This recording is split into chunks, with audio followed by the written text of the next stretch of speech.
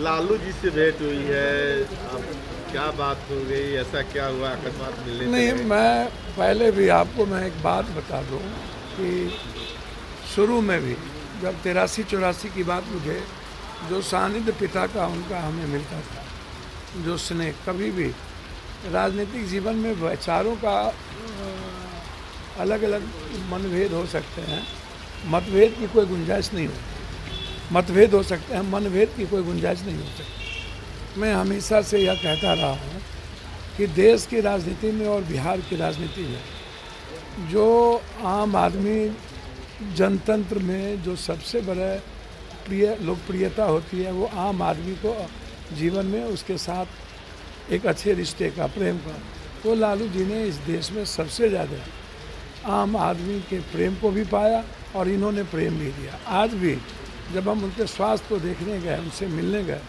तो उन्होंने जिस तरीके से पिता की तरह मैंने जो भी बात उनसे कही, कुछ बातें मैंने बिहार के बारे में भी कही। 1 मिनट में उन्होंने गया कि कलेक्टर को फ़ोन लगा दिया। अब आज भी उनके काम करने का जो तरीका है और जिस तरीके से उन्होंने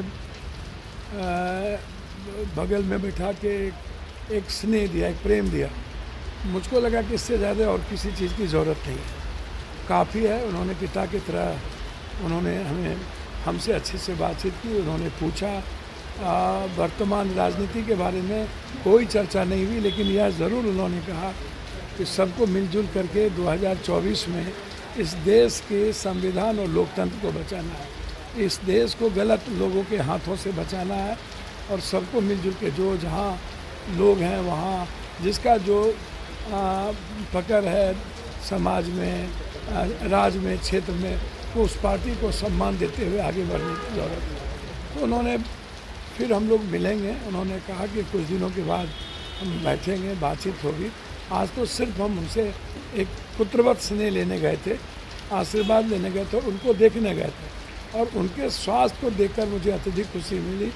जिस तरीके से वो लोगों से मिल भी रहे थे, लोगों के काम कर रहे थे, तो मुझको वो याद ताज़ा हो गई कि लालू यादव के 90 में आज में कोई फ़र्क मैंने नहीं दिया। क्या लगता है अब पप्पू यादव विपक्षी एकता के लिए काम करेंगे? उनके मुझे क्या एकता के लिए काम तो नीतीश कुमार जी, तेजस्वी जी, सबको करना है। मैं जब भी कोई महागठबंधन पर या देश के किसी ऐसे मुद्दों पर कोई गलत होता है तो मैं उसके खिलाफ हूँ, चाहे वो दंगा का सवाल हो, चाहे वो बेटी बचाओ बेटी पढ़ाओ में जंतर मंतर का सवाल हो, चाहे कोई घटना हो। और ऐसे जैसे मैंने अभी नेपाली नगर की जीत हमारी हुई, हम लड़े, लाठी खाए, तो नेपाली नगर जीते ना। नेपाली नगर, राजीव नगर की जीत हाई कोर्ट ने दिया। तो आप बगैर लड़े आप जीत ही नहीं सकते हो, अच्छे आदमी के साथ आपको चलना पड़ेगा बचा। इसीलिए मुझे लगता है कि बिहार में लालू यादव को केंद्र में रख करके यदि नीतीश कुमार हो या दोनों भाई चले, तो मुझे लगता है कि बड़ी सफलता मिलेगी और बड़ी जीत मिलेगी।